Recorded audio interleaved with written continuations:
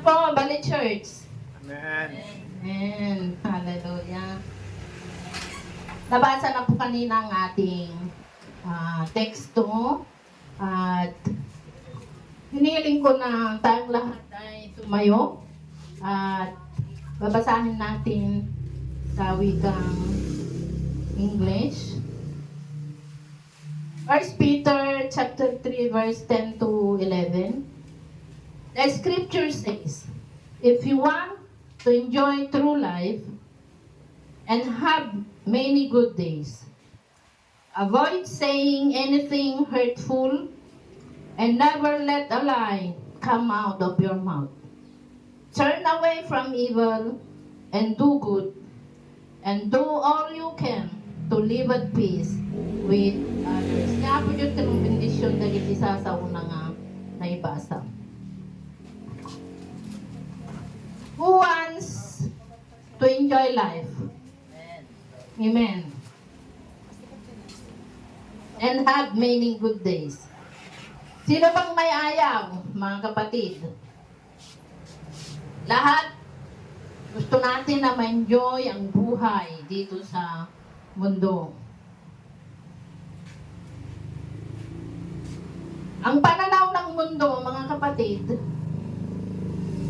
about enjoying our life o enjoying life ayon sa mundo ay mga bisyo, mga vices, alak, sigarilyo, drugs, happy, barkada, enjoy, mga pagkain, nag-e-enjoy ang mundo. Mga bagay na parang wala nang mas hihigit pa sa alam nila ay makakapag-enjoy sila.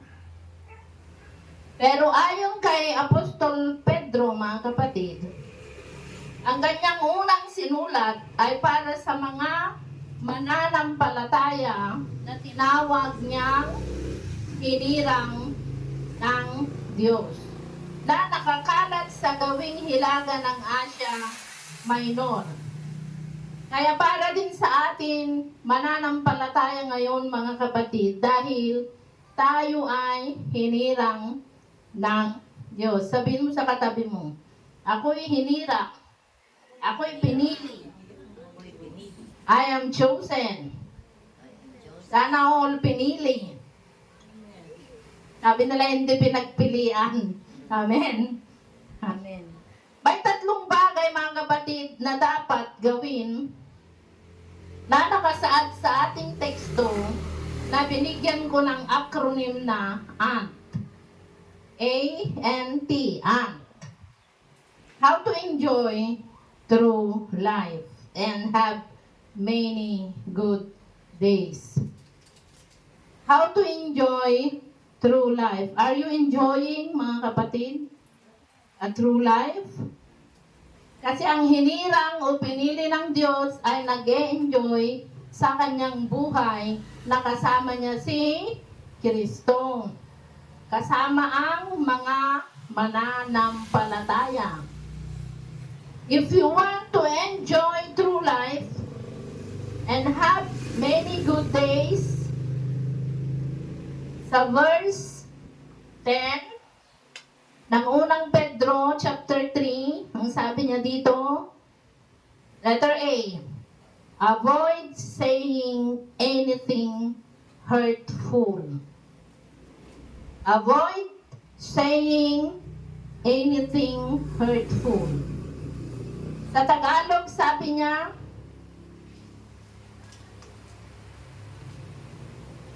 dila nila yung pigilan sa pagsasabi ng kasamaan. Avoid saying anything hurtful. Bilang tao, alam natin yung mga salita na nakakasakit na lumalabas sa ating bibig. Bilang mga Kristiyano, alam natin ang mga salita na nakakasakit sa ating kapwa. Kung ayaw nating marinig ng masasama, huwag nating gawin sa iba. Di ba mga kapatid? Kaya iwasan ang nakakasakit na mga salita. Pigilan ang dila sa pagsasabi ng kasamaan. Dahil ang dila, mga kapatid, ayon sa Santiago, basahin na natin sa ating mga bahay, mga kapatid. Pigilan ang dila dahil kahit ito ay bastik, kakabsat, nga parte iti katawan tayong dakkel iti maaramidan na. Dila. May mga tao kasi na para bang akala mo kung sinong makapagsalita sa kanyang kapwa. Hindi man lang magpasintabi. Hindi man lang iniisip bago magsalita na yung binibitawan nila ay nakakasakit sa kanyang kapwa. Nakakasakit sa damdamin.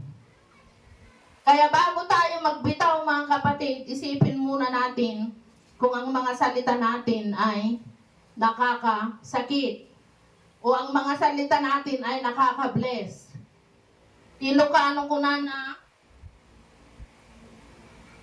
no dagiti rumor dagiti ngiwat tayo kat makasakit uno makapabangar. Amen. Pigilan ang dila. Kaya kung alam mo nang nakakasakit, mga kapatid, huwag mo nang sabihin. No one to may bagam, better to shut. Amen. Huwag ka nang magsalita kung wala kang masabi na nakaka-bless sa iyong kapwa. Kasi bawal na yung mambuli, mga kapatid.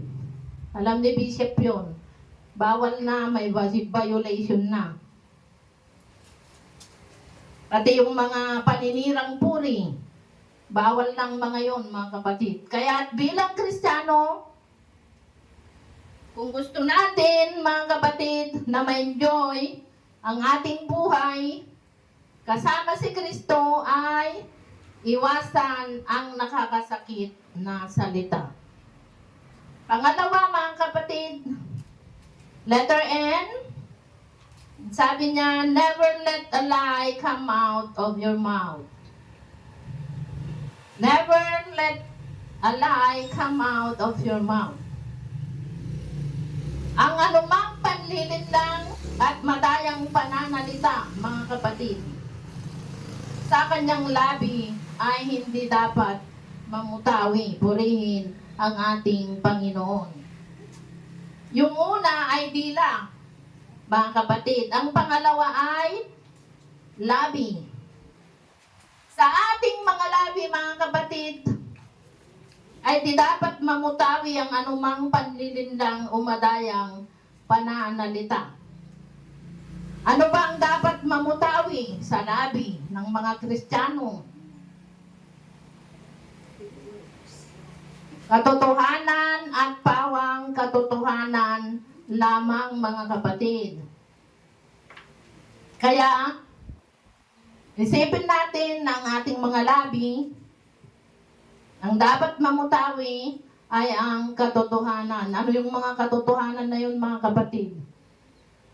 Lahat ng labi magsasabing, ikaw lamang Jesus ang Panginoon. Yun ang katotohanan, mga kapatid. Kaya, tandaan natin, never let a lie come out of your mouth. Magsabi po tayo ng totoo. Mga kapatid, ang Kristiyano ay dapat honest, totoong tao. Totoo ang mga sinasabi. Totoo yung mga pinapangako. Ang mga binibitawan na mga pangako ay totoo. Totoo tayo sa ating pamilya. Totoo tayo sa ating ministry. totoo tayo sa ating Diyos. Amen. Yun po yung pangalawa. Upang makamtan natin, ma-enjoy natin ang buhay natin, nakasama natin si Kristo.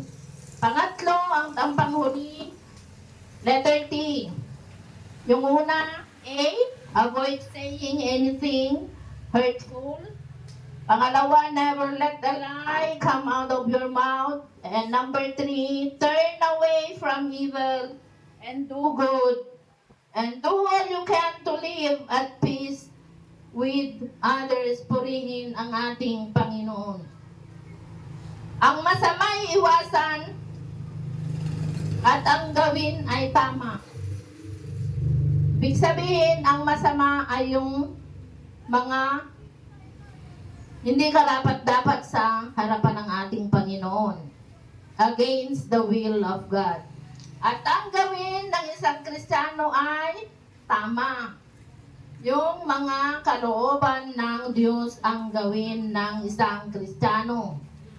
At ang laging pagsikapan ay buhay na mapayapa. Pagsikapan na mabuhay na mapayapa. Ang sarap kayang mabuhay, mga kapatid, nang may kapayapaan. Ang sarap mabuhay nang walang kaaway. O may nang-aaway. Ito yung sinasabi ni Apostol Pedro, mga kapatid. Na-enjoy through life. Ang buhay na mapayapa at wala kang nasasagasaan, wala kang nasasaktan na kapwa mo. Kaya sana, mga kapatid, sa gabing ito, ma-enjoy natin ang ating buhay, nakasama natin ang ating mga kapwa mananampalataya, ang ating pamilya, higit sa lahat, kasama natin ang presensya ng ating Diyos. Upang sa ating pang-araw-araw na buhay, mga kapatid, ay makamtan natin ang kapayapaan sa ating mga buhay. Purihin ang Diyos. Sa Diyos po ang papuri sa hapon na ito. Binibigay ko na kay Bishop.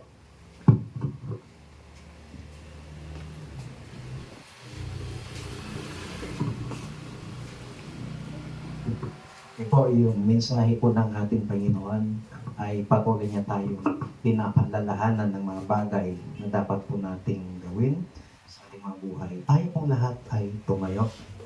Awitin nga po natin, pupurihin ka o Diyos. Nawa ito yung panalangin ng bawat isa sa atin. Hallelujah.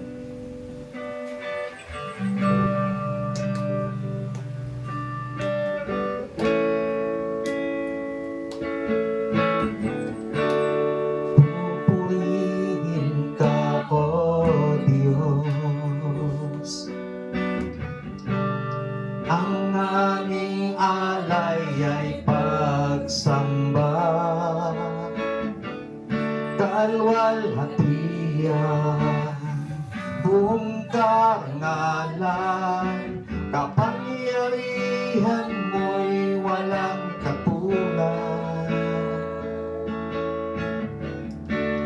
Pupurihin ka o Diyos.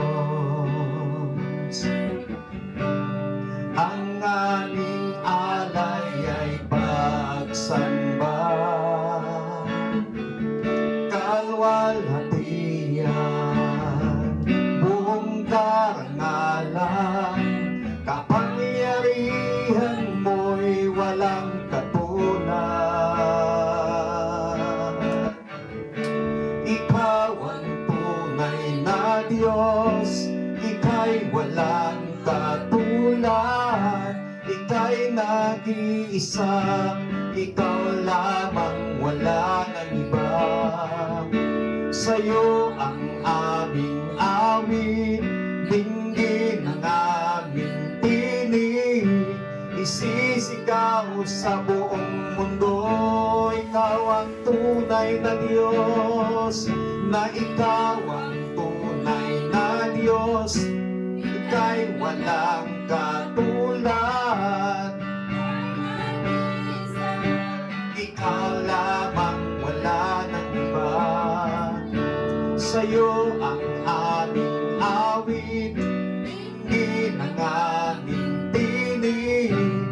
Isisigaw sa buong mundo, isisigaw.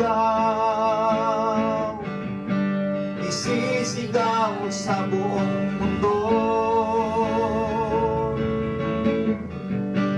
Isisigaw sa buong mundo, kadakilaan mo.